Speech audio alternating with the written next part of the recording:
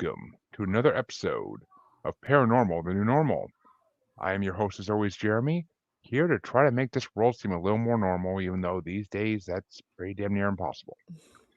My guest this week, my guest tonight, I'm very happy to have. She is also a fellow podcaster and a lot more. But we'll talk about all that in a minute. My guest tonight is Savannah Blake. Welcome, Savannah. How are you doing today? Thank you. I'm doing well. Yourself? Can't complain. Not a bad day. Not a bad day at all. Well, good. But so the first question I ask everybody on this show is, what got you into the paranormal spirituality world? Like, what spoke to you? What stoked your interest? So, I'm prepared. I knew you were going to ask that. I've been paying attention to your other podcast episodes, but I don't think anything actually got me into it. I was just here.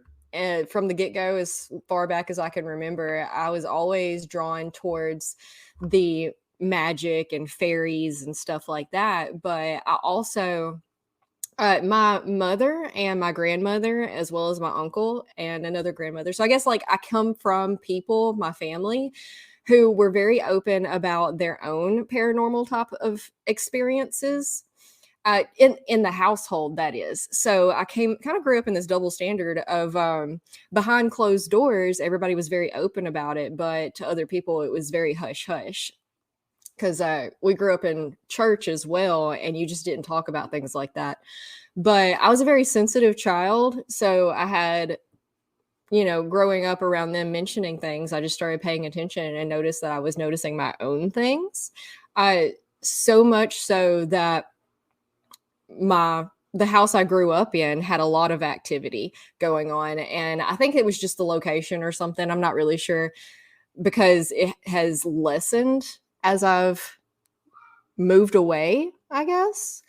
But at the same time, I was very, very suppressive of all of that. So I would see things and I would tell myself, no, you didn't. You didn't see nothing. Just, keep on keeping on. But you didn't really have this connection between the spiritual and the paranormal. It seemed like two completely different things. So much so that I didn't even know spirituality was even a thing until probably my late teens, early 20s. And that's when I started connecting all of these things. Because believe it or not, I'm actually a huge skeptic. I want to understand what's going on and what I'm experiencing. But the experiences that I had were undeniable. And then the experiences that my mother and my grandmothers would tell me about, and they were very, very serious about it. And so there was no doubt in their hearts either. So that I just kind of took that and wanted to understand. And then I found spirituality and the world of energy work and all of that. And I started putting two and two together. So basically my entire life's work up to this point has been trying to understand all of this. Very well put. Very well put. And I like that you're a skeptic, though, because the best people in this field are also skeptics, because they're Absolutely. not. You don't want someone who's going to see anything they see. They're going to be like, "Oh, it was a ghost." Like, you don't want that. Yeah. Like, because then it's disingenuous. It's not real. You're looking for something. Then that you're not just trying to find something. You're actively looking for a reason to say it's there. Mm-hmm. Which that's just wrong. That's like a teacher picking out a kid that they can't stay in the class and looking for a reason to blame them for stuff. So it goes along the same method basically. Yeah. But And I want to believe, but at the same time, I am logical enough to know that not every single thing is just automatically ghost.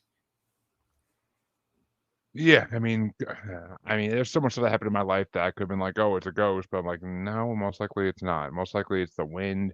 There's a window open, or I bumped into something and knocked it over and didn't realize it. Like, it's just the way it goes. Like, Mm-hmm. it's not always something supernatural. That's the main message I always try to say is it's not always I wish it was, but 10 to 1, that's not the case. Well, I mean, everything's supernatural when you really get to the nitty gritty of it, because the only Oh, thing that is that which is. yeah. I mean, that's pulling at hairs there, but Well, all I'm saying is that the fact that any of us are here at all, or that anything exists at all, is in of itself supernatural. I We can agree. call it, I agree. yeah. 'Cause I mean, who knows how humans started? I mean, yes, until a few years ago, I was 100% an evolutionist, and I believed everything was evolution. I saw no fault in Darwin's theories about it and the work that's been done since. Okay. But now I've been talking to people, and I don't know what I believe anymore. I just can't know what to believe at this point because I've heard so many differing opinions, so many good opinions that have not not science behind them, but they have reason behind them and logic behind them. And I was like, all right, I could consider that a possibility in this world. Yeah, sure. But but let's start with what I always like to go to next, and that's your personal experiences because that's what people come to hear. All right. Pretty generically, when I was a child and in my teenage years, things happened all the time. All the time. Like almost a daily experience. I would see an apparition, or have a ceiling fan would just start turning out of nowhere, or just little things here and there. The biggest things I remember, though, that impacted me is one night I was, and I, I've been really nervous about this. I've never spoken about my experiences with this kind of stuff to the public before. Um, but there was this one night I was on the computer, and it was right after the internet became a thing, right? So I was on AIM or AOL or something or another, late into the night. And the way the room was set up is that the computer was shoved into the corner, and the door to leave the room was right behind me. And I don't know what time it was, but it was time for bed. And I cut everything off, and I pushed back from the desk, and I turned around and in the seat. And when I did, there was, I hesitate to say the word demon, because for obvious reasons. But there was something hanging on the side of the doorway looking at me. And that's the only description word that I can come up with what it looked like. It looked like what you would call a dark bat-like creature, but definitely humanoid in nature. And when I say bat-like, I'm referring to like the color and texture and just aspects of the face and whatnot. Um, and all I did was turn back around and look at the computer for a second. And I was like, nope, absolutely not. So I just turned everything back on and sat on the internet for another hour, before I turned around and went about my life and day and went to bed and stuff. So that was probably the most impactful experience I ever had. Aside from this other time, my grandmother lived on a hill, and then her nephew lived on the side of the hill, and then my aunt and uncle lived at the bottom of the hill. So we were always like running up and down this hill, and we had heard all these stories about a little boy that lived on the hill, a ghost.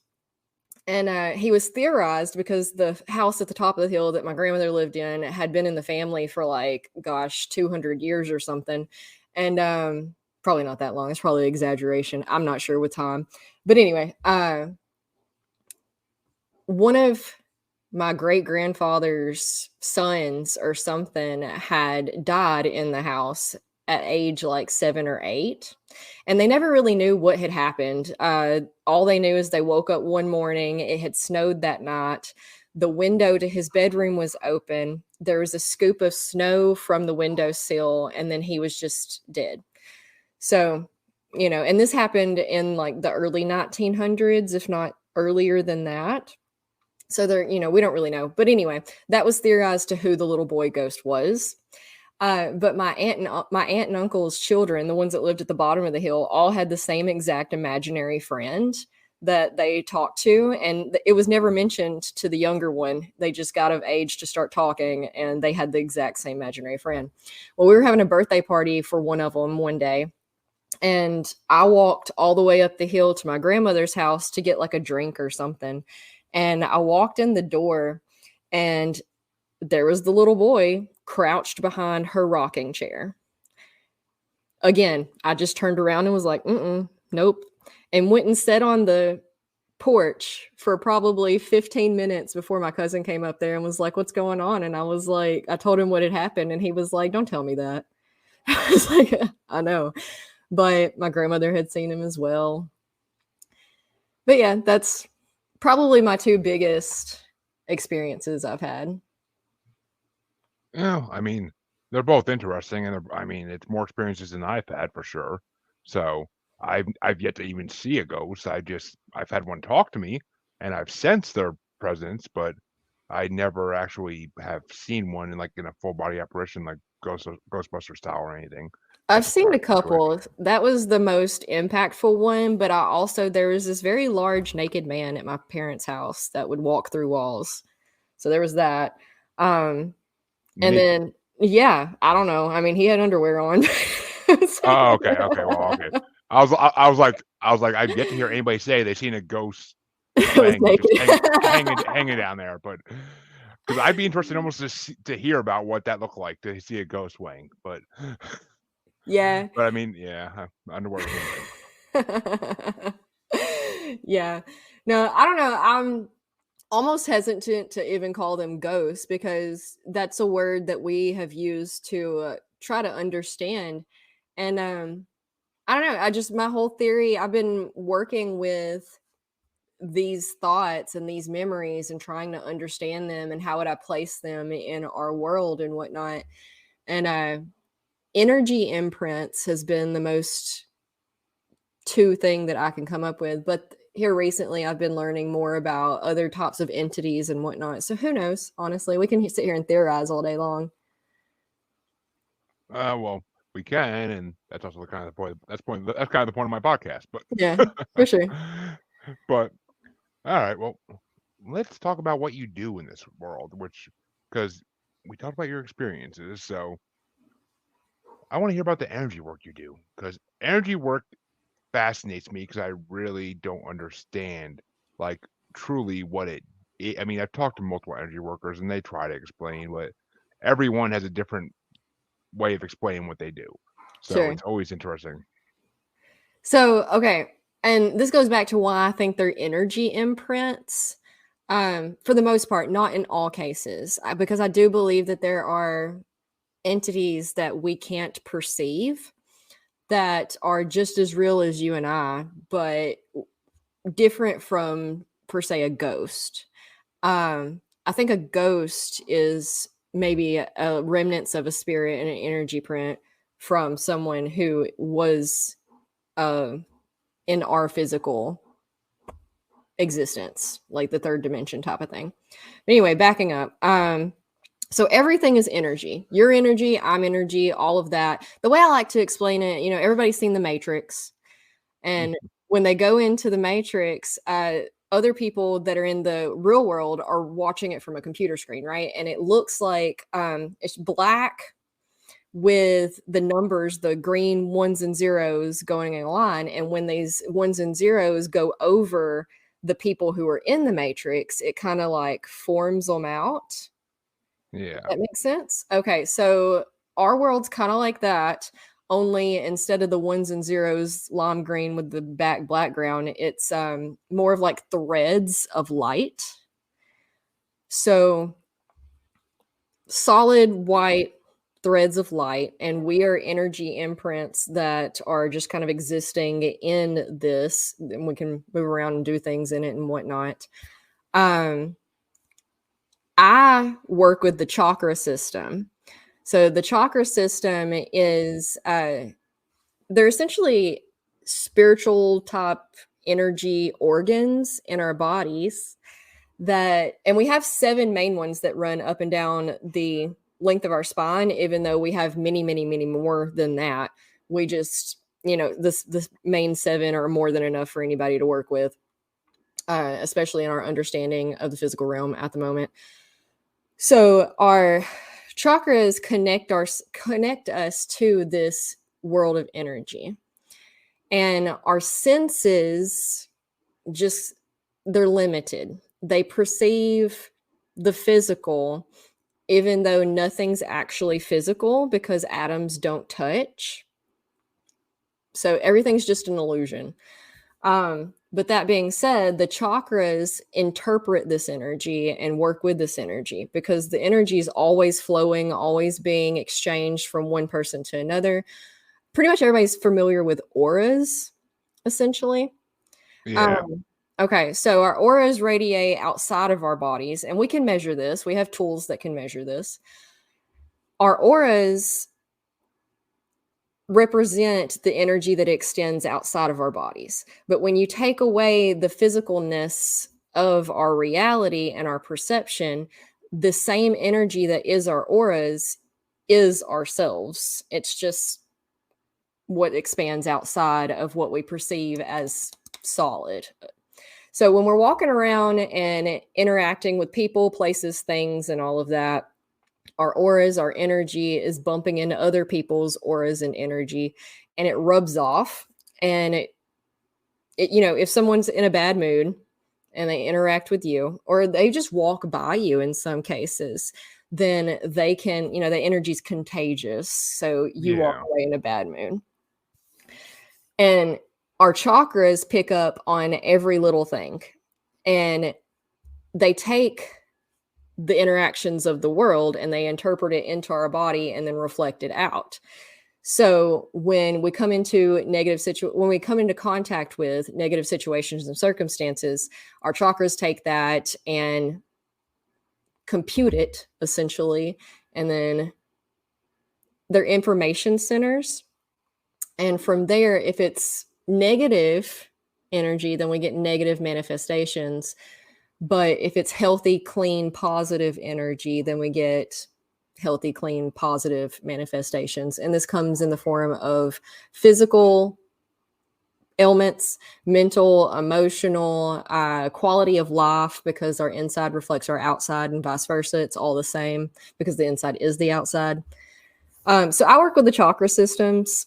That's what I do. And I help people interpret their blocks and heal them on an individual level so that they can heal their past traumas and their patterns that have kept them stuck in this thing or that, and just kind of help them move. We use that to move towards a healthy just sense of being or existence, as well as hitting certain goals that they want. Which makes sense. And it's funny because when you talk about like how energy wipes off on people depending on what kind of energy it is, it always makes me think of How I Met Your Mother with the shouting cycle or the shouting circle, how you go from one person to the next and you just like everybody shouts at everybody, and that's how like energy gets passed on and everybody releases that bad energy. Like Yeah. that's my favorite example of that happening. But I mean, it's important work because I mean, someone having a bad day can lead to something horrible. I mean, it can lead to it can lead to just to go to the worst here, like shootings and that type of stuff, Sure. or assaults. Like it can lead to it. All it takes is that one little thing clicking, and then it's just the way it goes. Like, but so energy work is important, I believe so, and Yeah, and that's I what believe I that mean. we're coming into a new age, which I mean, people call it the new age, and I didn't understand it for a while because everything that I do is ancient knowledge, essentially. It's stuff that Yeah, they knew about thousands of years ago. Um, and we could go in forever how we got here, but it's important to the understanding of ourselves and the world that we live in as a whole, because like I said earlier, the only thing that exists is that which exists. We try to section it off between the scientific and the spiritual. Well, it's all the same. What is just is. The universe doesn't differentiate between this or that. There's no boxes. Everything's fluid, everything's conjoined. yeah, which I agree with that. And I mean, even people like Tesla and Einstein agreed with that theory. I Yeah. mean, Einstein's famous for saying that spirits exist because when we die, our energy has to go somewhere. It doesn't just disappear. Right. So Energy's never created nor destroyed. It's just transferred. All the time transferred. And the chakras, which is what I work with, the energy blocks, a lot of people are familiar with these days, is becoming more prominent, which I love, because I definitely felt like the crazy person out here before all of this started becoming more mainstream and understood and all of that. So I'm glad that but yeah, energy blocks, because energy is fluid and it's constantly moving and swirling and transmuting and all of that. And when you come into these negative situations and circumstances, that's when you get a block. And since energy is not meant to be still and what's the word? Congested, essentially. Stagnant. yeah, That's the word I'm looking for. Stagnant is when you get negative manifestations in your mind, body, everything. yeah. I mean, and it makes sense. It does. Which my co-host is being annoying at the moment, but I had to bribe mine so, to stay out of the room. yeah, bribes don't work on this one. I have to basically either threaten or to take away things, or I have to put up with it. But so the question, which that all that question, I mean, you yourself developed doing this line of work because you had to heal yourself, I believe, right? Oh, yeah, for sure. And in doing it, I've realized that we all have patterns that we just pass on. People call them generational curses because, your great grandparent had a situation or circumstances that led them to believe a certain way and develop a negative pattern, which then they passed on to their offspring, which they then just took as fact and passed on to the next one, so on and so forth until it gets to us. And I realized that in my own healing, that these cycles were occurring and how they're just passed down through generations. So we can't really be mad at the people who gave it to us because they didn't know any better. And thank God we got the internet, because that's what's led to all of the healing that the world is trying to do right now. And through healing ourselves on an individual level, I do believe that puts us towards healing the world as a whole. Yeah, and I agree with that. I mean, the world needs a lot of healing nowadays. The world's in a very bad place, especially the last, I'd say, 10 years or so. Yeah. Which, oh no, go ahead, go ahead. Oh, Go I ahead, was please. just going to say that thanks to the internet, I think, because you have to make a mess to clean a mess. And up until this point, we've just been, think of it as like, if you're a hoarder and you have stuff stacked up all over the place, to so throughout history, we've just been continuing to bring in this trauma and stacking it up on top of all the other piles of trauma. And now with the internet, we've been able to talk to each other and understand more points of view and more understanding and more learning, because up until the last like 20 years, if you wanted to know something or understand something, you had to go to a library, shuffle through all the books, hope that one of them has the information that you're looking for, read that book. And honestly, I'm finding there are so many conflicting standpoints in books. So even that puts a damper in our understanding of things. It makes it very limited, because up until the internet, we only understood the world as much as the people around us understood the world. And when you live in these small communities, it really makes it hard to expand your horizons. But now that we have the internet and we can come together and we can learn easier and understand, we have the world at our fingertips. So we finally started healing, because we finally now know that there is a healing, because up until now we didn't even know that healing was a thing that we could do. So now we're trying to essentially clean off all the stacks of trauma out of our house that we've hoarded these, some odd thousand of years. And it's messy, because healing is messy. I agree. I mean, and yeah, you're 100% right. If you lived in a small town in, say, rural Iowa before the internet, you believed what the people around you believed, and it's a small town, so they were small-minded, for lack Yeah. of a better word. they're small-minded, and I know people who live out in Iowa still, and because I do podcasts with them and whatnot, and they still say like their towns are basically like, well, praise the Lord and pass the ammunition. Like that's what they still believe. Yeah. Like it's I'm in they don't open Alabama, up. so yeah. I was gonna ask about that at some point because that accent right there is just I knew that had to be a Southern accent, but Oh, yeah. which, which I gotta love a good Southern accent always. But I always wish I had one when I was a kid. Don't know why, just always wish I did. But That's so funny because I tried most of my childhood to get rid of mine. mm, I don't know. There's something about it that's just like endearing. Like a Southern accent makes you believe somebody almost because to me it's just you watch all the movies when you're younger of like and the people with the Southern accents like the sheriff with the Southern accent was always a believable one. But They're just honest. exactly.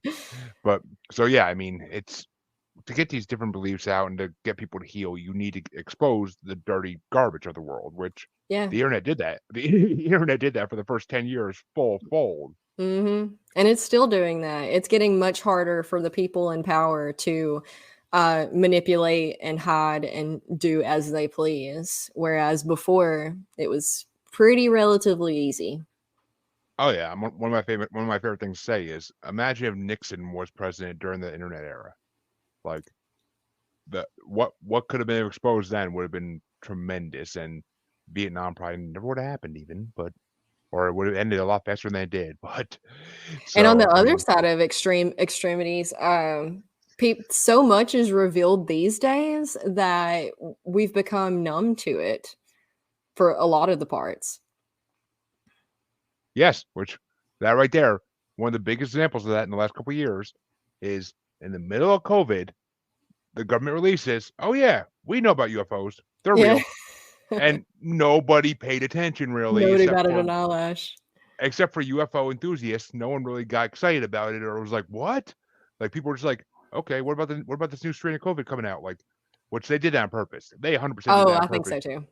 It was just because they had people distracted already, and they're like, "Well, now's a good time to throw this out the door Yep. and see what happens." But I wonder what the next pandemic will be. They'll say Bigfoot exists, but I 100 believe that's true. But Oh, I'm definitely on the side of conspiracy theorist things, but uh, they've made conspiracy theorists into being the crazy people mhm. because it fits their agenda. Oh yeah, it is. I mean, it's been going on for 50, 60 years at this point. Like Oh yeah, ever ever since ever since the first people that said, "Oh, JFK wasn't shot by one man; he was shot by multiple men." Since the moon landing, people saying it's fake and all that. Like it's just ever since then, like they try to make every conspiracy theorist look completely nuts. yep. And that's why they like the internet because it lets these people put all this stuff out there they believe, and they let people just think for themselves. Like, okay, this person's out of their gourd. So, Hmm. And some are pretty out there. oh, I mean, yeah, I've heard some It's hard conspiracy to theories. My sift through. favorite one, my favorite conspiracy theory that I talk about all the time, but other people have never heard of it, and it's like really hard to believe or even prove, but Pizzagate. Oh, that's a big one. Yeah, I've heard of that one. It's a big one, but also it's not a big one because people haven't heard of it. Like I only found it because Macaulay Culkin talked about it in his podcast, and that's what I learned about it. And I was like, "What now?" And I actually started googling stuff, and I was like, "Okay." I'm like, "Maybe." I'm like, "I Yeah. can kind of see that existing, maybe," but Yeah, and you don't want to believe that anybody's capable of such things. Um, and well, then we you don't. But we know it's true in this world. I know, it's terrible. All we can do I, is our best here, I guess. I mean, as you saw with my co-host, I was here a minute ago. Yeah, I 100% don't want to believe that's true, but I have to be vigilant like a freaking hawk because of having a young daughter. So, Yeah. Yeah, I have a young which daughter as well, so I understand. and you got a cute puppy, I see. But Oh, yeah. That's Zuko. what breed is he? He is half, lab, half Great Pyrenees. Oh, okay, I got a North American Mastiff. So, Oh, okay, yeah, I like big dogs. oh yeah, she's 7 months and she just weighed in today at 82 pounds. Yeah, he's only like a year and a half, 2 years Wow. old maybe. at Oh, this point. when my mastiff is 1.5 years old, she's gonna be freaking huge. Yeah. But she already destroys the house and knocks everything off everything. But when she's older, it's gonna be like, okay, everything's gotta be above my height. But Yeah. so you mentioned earlier that you think the world's going through a change. Hmm.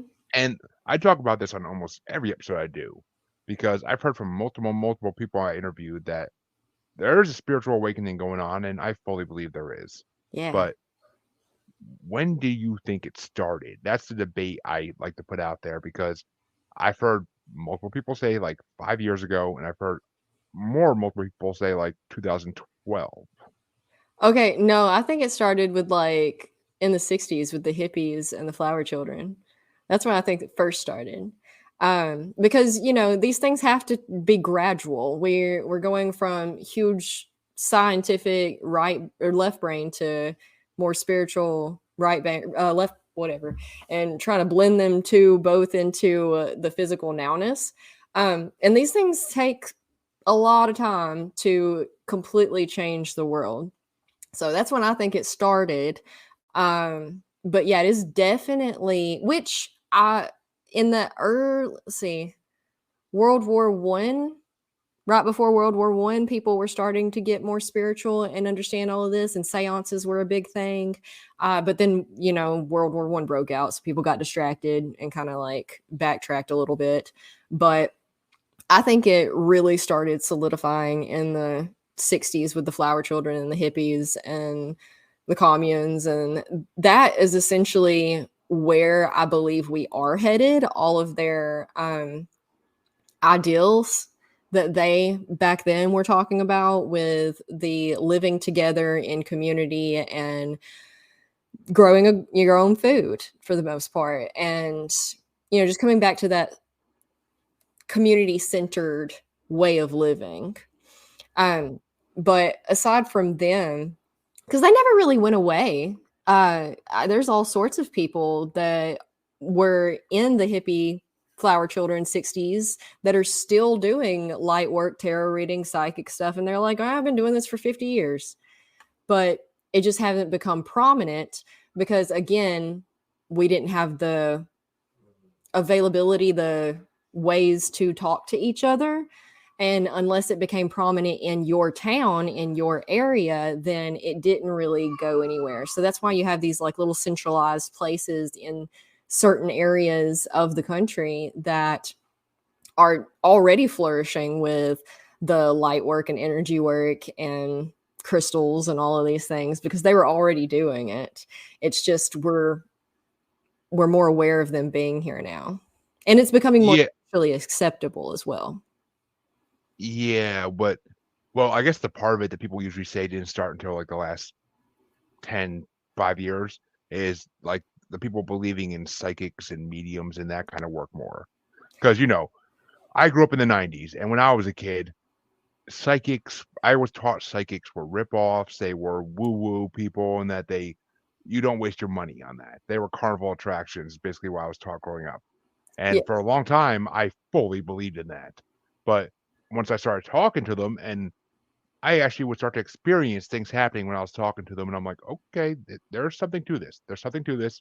They're not all just out to get money. Yes, those people exist, and I've done episodes that I have released with psychics who actually do like help people define the difference between a good psychic and a bad psychic. But Oh yes. Oh yes. They're a dime a dozen. And the ones that are actually gifted and actually know what they're talking about, you have to use discretion with weeding them out because the vast majority of them are just out there to con. And I that's a big statement, but from my own personal experience in energy work and all of this, I'm always looking for people to talk to about it because I live in Alabama, so it's not very prominent here, and I don't get to talk about it a lot with people. So I'm constantly looking for people who know about crystals and energy work and all of that, and I'll start talking to them, and I'm like, you don't actually know, okay, and then I'm moving on. But yeah, I grew up on both sides of it because I live in this area, and it's a very it's the Bible Belt, so yeah, um So I had both extremes in my household. Actually, my dad was so no about it all Yeah. that he would get angry at Harry Potter, and then but my mom watched Sylvia Brown. Do you know who she is? Yeah, I do to some degree. I a little bit before my time, and I never at that age pay attention to stuff like that. But Oh, I ate it up. I ate it up from the as soon as I could understand what she was doing and what was going on. But I also had one of my grandmothers took me to a psychic one time when I was probably, man, I couldn't have been, I was like 8, 10. I was probably closer to 10, somewhere around in there. But I call her psychic. That's a very generic term. I think she was a palm reader. I'm not yeah, sure. She took my hand and she was doing this the whole time and just tracing it and talking to me. And she told me things that I had not told a living soul. So, because she started out with, she told me, she said, I'm going to start out telling you about yourself, stuff that you already know, so that you'll believe me more when I actually tell you other stuff. And I was like, okay. I didn't say 2 words to this lady before this time. And she was telling me things that I had not breathed a word to a living soul on this planet. So she's probably the one that convinced me that all of this stuff was real. yeah, I've had some mediums in my show and some psychics in my show who did readings for me, tarot cards, what have you, and they make me. I had one last night. I had a guest on my show last night, and then at the end, after we went off air, she did a tarot card reading, and it's just like, wow, like everything you're saying is I can relate to something in my life, and you don't know me from a hole in the wall, so you can't know this stuff about me already. Like I'm just a Right. podcast host to you. Like you don't know me personally at all. So I mean, I And found then her on a couple Podmatch. Like, a couple of years ago, we went to New Orleans and we were on Bourbon Street, just walking down through there. And there was this lady who had a table set up, and she asked me if I wanted a reading. And I was like, absolutely, I do. And so I sat down and I could hardly understand anything she said, but she wrote it all down. And I was looking at it the next day because honestly, I wasn't in the best mind frame at the time.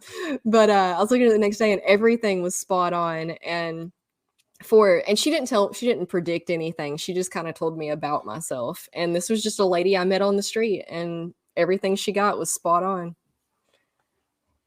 which I mean, yeah, it's amazing how spot on these things can be, and I don't. I mean, yeah, being on Bourbon Street in New Orleans, I don't think anybody's in the right mind to remember anything. But Probably not. I mean, that's a bucket list visit for me is New Orleans. But Oh, I love to go. We go every a couple of years. well, you live a lot closer than I do, but Where are you at? Massachusetts. Okay, yeah, it's a lot closer. I was like, it's still a 9-hour drive for us, but yeah, it's still a lot closer than where you're at. I mean, it'd be a 3-hour flight, but I got kids and I got no one to watch them, so I ain't got time for that stuff. But Yeah. plus, and I but I was just gonna say something and it completely slipped my mind. But oh, actually, well, no, it didn't because I actually had a someone who does yoga for like spiritual purposes on my show a couple weeks ago. So I'm kind of interested to talk to a second person who does that Cool. and talk about how that works. So what what is the well, what does yoga do for you and what does it do for people you teach it to? Like what's the purpose? Okay, so this is another thing that people kind of have a wrong outlook on. Most people treat yoga like an exercise. And I went to yoga class upon yoga class upon yoga class, and I only ever found one person that didn't teach it like an exercise. Um, but so yoga is learning, it's a personal practice of trying to understand yourself and connect your mind to your body, and from there on you can like go into spirituality and stuff, but usually I don't get to that level because where we are as a culture and society isn't on that level for the most part. I mean, and again, in some areas they are more open and keen and can jump to the deeper levels of things. But we're so surface area for the most part that most of the time I only get to work with the mind and the body because people understand that more than the spirit stuff. But it's about not only stretching and in that releasing energy blocks, but it's about understanding yourself, your body, your mind, which leads us into meditation. Meditation and yoga go hand in hand. Yoga is meditation in movement, even though I specialize in yin yoga, which is a restorative type of yoga. It's more of a slow paced. Most of my classes are done sitting down or lying down or some combination of both. We might stand and do some of the like warrior poses for like 10 minutes or 15 minutes, just depending on how I'm feeling that day. But for the most part, we just sit and stretch. And it's your basic stretches that you learned in elementary school and PE. But I direct the mental stuff while you're stretching. So while you're stretching, I'll be cueing you to pay attention to your breathing, pay attention to your senses, check in with how you feel, say some or tell yourself like some gratitude things in your head, find 3 things you're thankful for. And it's another tool. Like the chakra system is a tool, like tarot is a tool. It's another tool for understanding yourself and healing and working through past traumas and finding a better way to move forward. Because on the mat, we cultivate things like patience and gratitude and posture, even, and that we can take off the mat into our daily lives and interact better with the world. And that's really all it's about, is knowing who you are and how you can just be the best you, especially interactions, because interacting with the world that we've created is hard, and we have the mental health to show for it, because mental health's becoming a big thing these days too. And I think that's why meditation and yoga is so important, and so that's what I've dedicated my life to. Which I respect that. I mean, I myself, as a bigger man and just as a man in general, never thought much of yoga until I started talking to people like you who use it for other purposes than just exercise. Because of And see, course, that's all I ever thought it was. the funny thing is that most of my students, and I've been teaching for about 3 years now, most of my students have been men, which I was shocked at when I first started teaching. Oh, My thank first you student for. ever to get in this yoga, I just kind of looked at him. I was like, "Are you lost?" And he sat down and got everything ready. I said, "Are you here for the yoga class?" He went, "I am." I was like, "Oh, well, okay. Well, welcome." But yeah, most of it's very surprising. Which is a good thing. I mean, it should be. Everybody should be open to it. Everybody should be open to everything nowadays. I mean, I'm getting. I'm supposed to have a past life regression at some point. Ooh, It was supposed to fun. be. It was supposed to be a couple weeks ago, but she had a family emergency and had to Mm. move it. So I got to reschedule that still. And I'm getting I guess you could almost call it like an energy work session done this coming week for some dysfunction issues I have. And she was on my show and she told me afterwards she swears she can help. So I'm like, all right, I'm willing to give it a chance. Like I won't say no to anything. Like I'll try anything once, but Oh, I mean, absolutely. just don't expect me to freaking go climbing on a tightrope or anything like atop a mountain. I'm good on that, but Oh, yeah. heights I'll avoid. Everything else I'm good for. But all right, so you have a podcast. I believe it's called, if I'm not mistaken, Align Heal Vibe, or did I get that messed up? Align, vibe, flow, which I plan on changing eventually. But at the point in time that I made it, I was just SEO purposes, throw it out there. We'll change it later. Exactly. Which I mean, my name. I don't think I'll ever change my podcast name because I do love it, but and it's perfect for my show. But what do you talk about in your podcast? Like kind of sell your podcast almost even. Like, what do you talk about on it? I talk about all the things that I've been talking about with you on it. I go into chakras in depth and energy work in depth, and I just did one on the yin and yang symbol. That was fun. Um, the wheel of the year, I talk about that a lot, and astrology, manifesting with the moon, those types of things. So all your fun witchy woo woo stuff. I love when people describe it as that, even though they know it's not that. But that's what other people are going to recognize it as. And if you're more open and like to say that's what people are going to say it as, and more people will be like, all right, I'll get a shot then. Yeah. But I like astrology. I never used to pay any attention to it. I mean, I would read my daily horoscope in the newspaper and be like, okay, we'll see.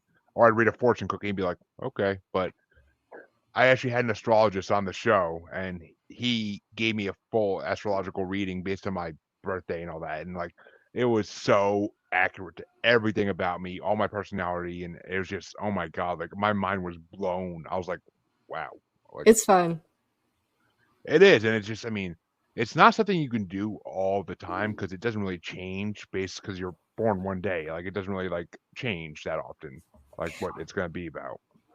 Well, if you're looking for a personal ID type of reading, then yeah, no, it's pretty much just going to be the same.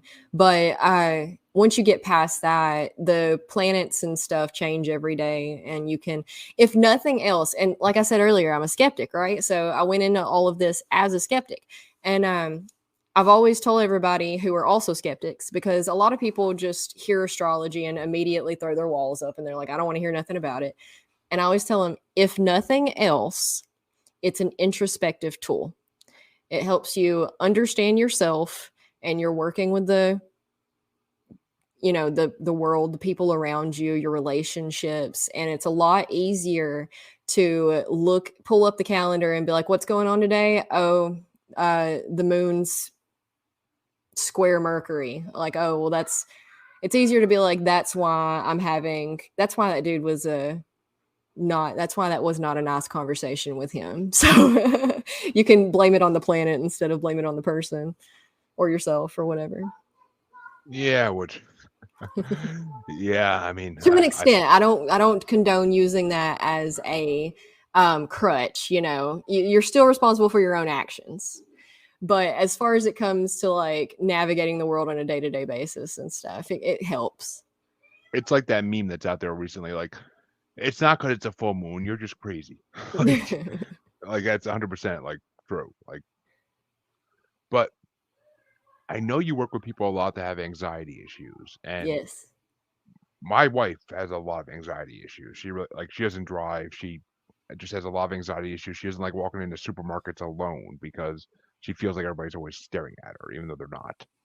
Well, I mean, some people may be, but not everybody is staring at her. So, what do you recommend for people with anxiety? Like, what's some simple things they could do to try to relieve some of those symptoms of it? Okay, so this is a really big subject. This is I've based everything I do around people with anxiety. So definitely, if you have anxiety, come hang out with me. Um, as a generic overtone, uh, going back to yoga and meditation and how the mind and the body are connected, a lot of the times it's easier to convince the body that you're calm and not anxious than it is the mind. So I'll work with people on, you can't really tell your mind to shut up most of the time and it work, but you can tell your shoulders to go back and down. You can tell yourself to sit up straight and tall. And there's a lot of things that we can do with our bodies like that signal to the nervous system that we're okay and we're fine.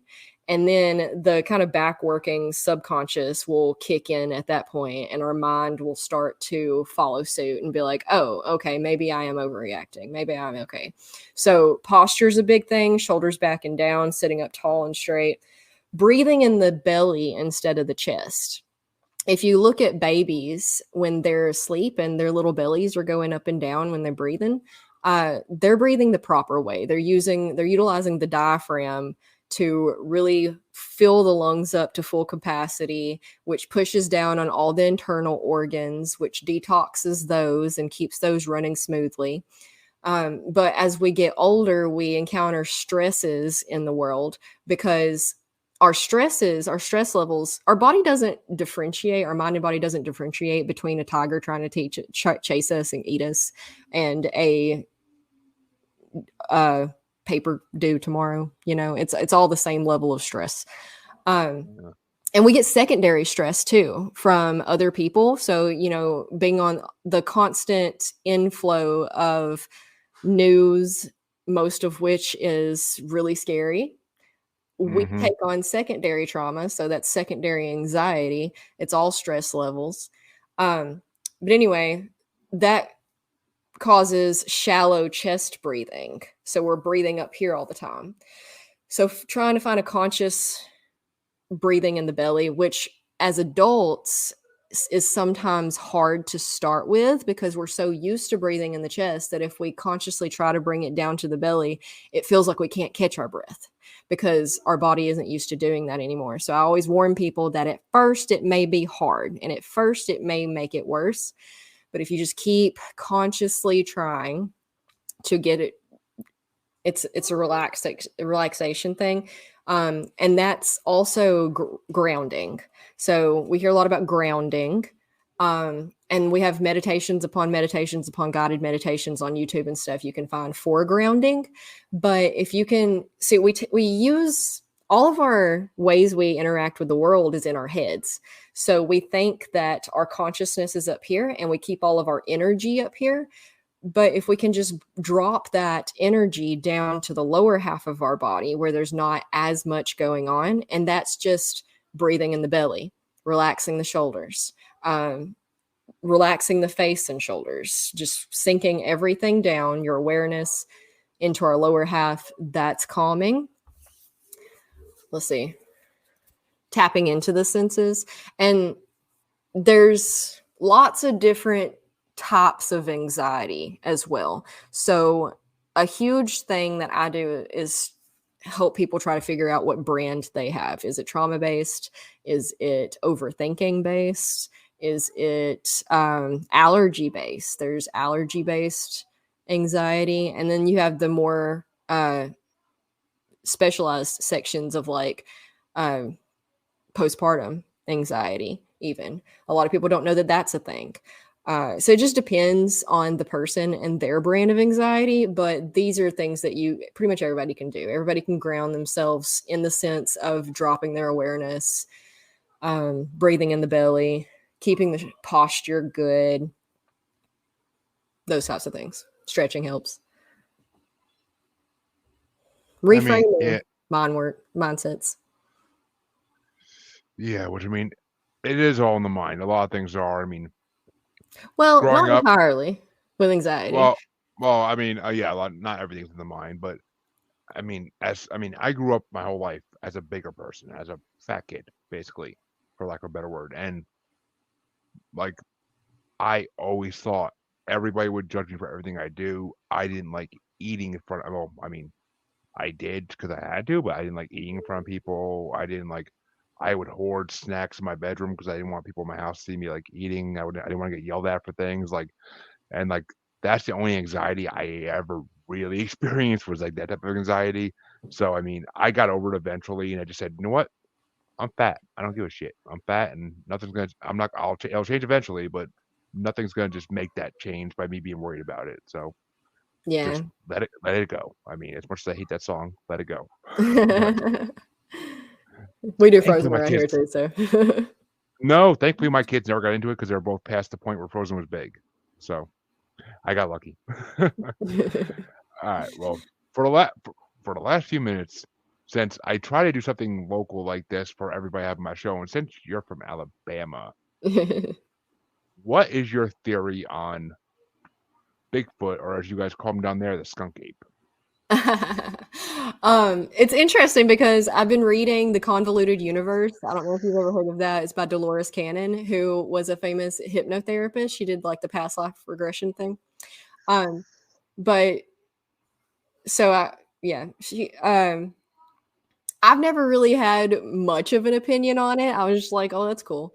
Um, but in the book, it's been talking about how they do exist and they are humanoid and they are like us, just developed in a different direction than we did. And they stayed more connected to nature and the universe and energy and emotions, and we veered off towards other things. So I was like, "Yeah, that sounds cool. I can go with Well, no one you ever like knew has seen or possibly like had an experience with one of them. No. We have metal cutouts all over the place people Oh put out in yeah. their Oh yard and yeah. stuff.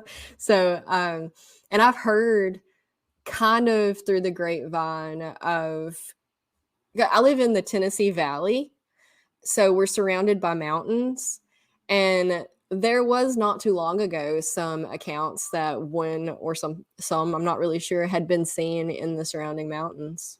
That was pretty cool. But nobody I've ever known personally, no. Yeah, that's a shame. That's a shame. That's a shame. But I will. I mean, I was kind of hoping, 'cause I'm like, Alabama's a big Bigfoot state. It really is. Like I've heard so many sightings from Alabama.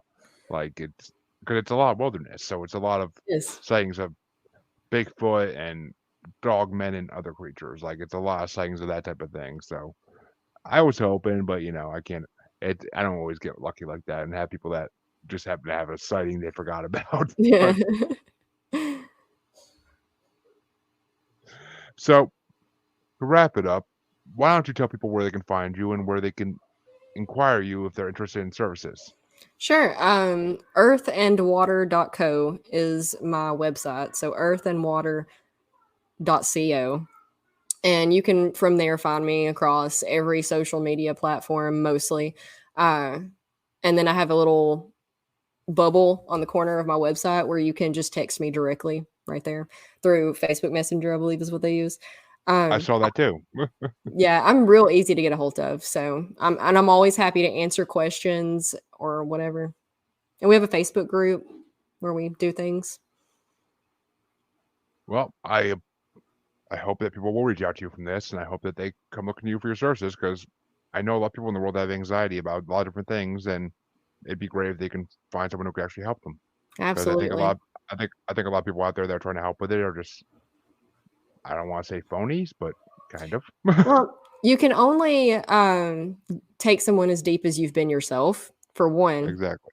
And for two, most of our professionals have they're biased towards the specific books that they were taught through, which leaves a lot to be desired.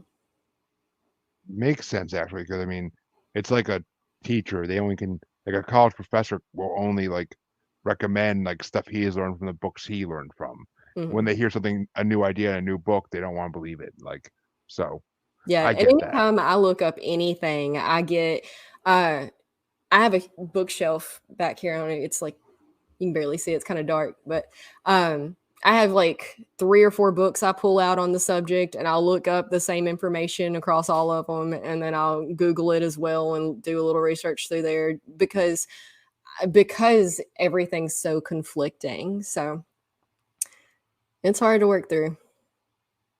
I mean, I agree. It's just I've read. I mean, it's the same with me with cryptids. I've read so many different theories and books on them that it's just like I get lost in it sometimes in trying to figure out like what I can believe and like It's lots so of opinions. it is. I mean, that's the thing about paranormal. It's a lot of we don't know, we're not sure, but here's what we think, and everybody thinks differently. So it's a whole. Mhm. I mean, one of the biggest arguments I get all the time in the show with people who are into cryptids is Bigfoot a real physical creature or is it interdimensional and it comes from different dimensions? Yeah, who knows? It's a good question. It is, and I've had that argument with multiple people, and some of them just like, it's interdimensional. You're wrong if you think otherwise. And then some people are, there's always the middle people and people that think like, no, it's a real physical creature. I've seen it. It's a real physical creature. It can't, Or it it's didn't just both. disappear. Or possible. But when I say real physical creature, I mean from this earth has been here since the beginning of time, basically. Yeah, So okay. that's why I believe. But I mean, so as all my listeners know, you can find me on Facebook as Paranormal New Normal / Maniacal Music Musings podcast with the S Facebook group. You can find me on Twitter and Instagram as at Juggalo Bastard. You can find us on YouTube as Paranormal New Normal. All my videos are uploaded there. And you can find us on TikTok as at Juggalo Bastard Podcast. Paranormal shows are not on there yet. Working on it. Working on it. TikTok sucks. We'll say that again. TikTok sucks. I if I didn't get views on it, I wouldn't use it. But I want to thank Savannah for coming on. It's been an amazing show. I've learned a lot, and that's the purpose of the show is for me to learn things as well as just my audience. And I will be back tomorrow for my watchers with another paranormal interview. And for my listeners, I will see you in half a week. Thank you for Savannah for coming on. Please, guys, girls, check out her podcast. Check out our website. The links will be in the show notes. Have a Thank good you. night, everybody.